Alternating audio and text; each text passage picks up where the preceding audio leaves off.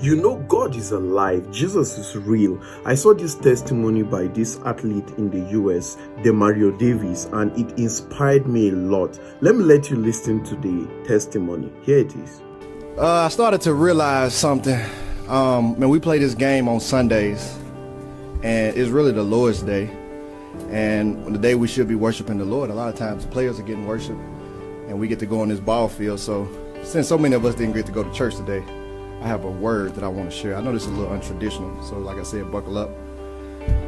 Revelations 3:20 says, "See, I stand at the door and knock. If anyone hears my voice and opens the door, I will come in and dine with him and eat with him and he with me." I want to tell y'all about a knock that I heard this week. A lot of people don't know this, but on Friday, my daughter, she's 4 years old, she had her third epilepsy seizure attack.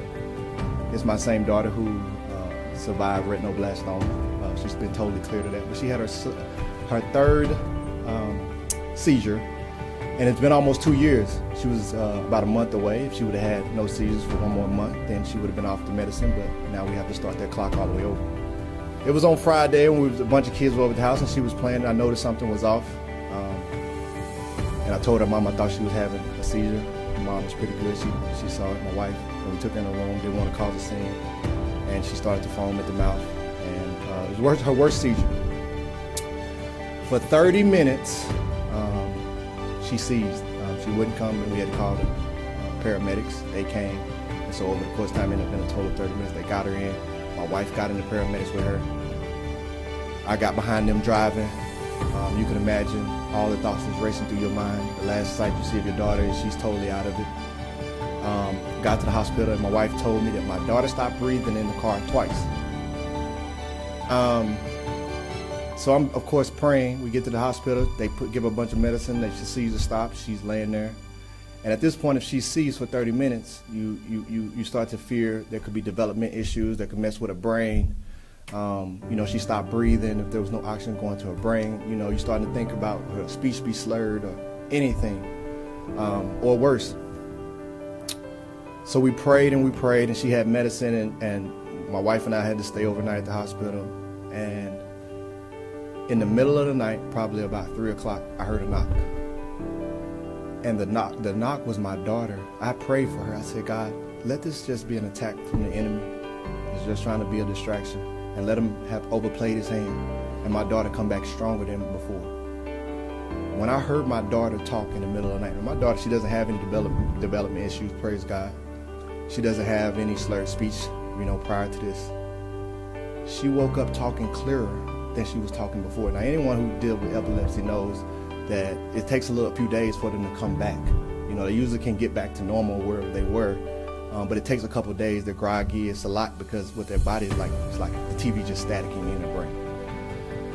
She was talking clearer than before, and it was 3 o'clock, and we heard her talking. We let her talk for about 20 minutes and said, "Hey, baby, it's nighttime. Let's go back to sleep." And I just prayed. I started saying, "Praise God, praise God." The next morning, when she got up, my daughter was so sharp. She was able to talk to me and her mom. Clear conversation. She's sharp for a 4-year-old. No stuttering. All her words clear.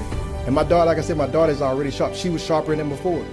And if any of you were able to have a conversation with my daughter, you wouldn't know anything had ever happened. So we had a birthday party for my 7-year-old daughter that day. She got to be released from the hospital, and she came back home.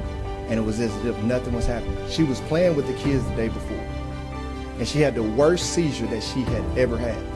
And the next day, she's back out there playing with the kids. Now, of course, we can't let her get overstimulated. We have to keep bringing her in, have to keep cooling her down. Can't let her do too much just because of protocol. But when I tell you, I got a chance to hear a knock from God. And what I want to share is, we get to play this game, and it's great. And there's so many amazing things that happen in that game, and everybody wants to hear about them. But when we leave this game, we go back to being regular people. And regular people are living life, and people are waiting for a knock. And the word says who Jesus is, he's knocking at the door. All you gotta do is get up. And so on the way, man, I'm nervous, but I'm praying, and I'm trusting, and I'm believing. And I'm asking for my daughter to make it through. I'm asking that she's better than before.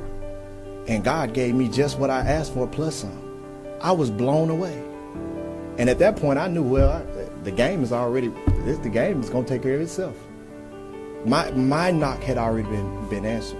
And I just want people to know, like, if you got stuff going on in your life, lay it before the Lord. Lay it before the Lord in trust. And be expecting of a knock. Because the word says what you have to do is you have to get up and open the door. He's not going to open the door for you. He's going to knock. But you have to be listening and waiting for the knock. And when you see it, you have to get up and open the door. And your blessing is going to be there. Now, I'm going to be here to talk about football next week.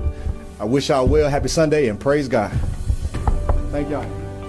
Yeah, right. You have seen it. Jesus is always there at the door of our hearts, knocking. All we need to do is to just get up and open the door for him. Just try Jesus today. And in all situations, that knock is always there. Jesus is always knocking. Open that door for him and see the miracle that will happen. That's my message for today. Thank you and have a nice day. Peace.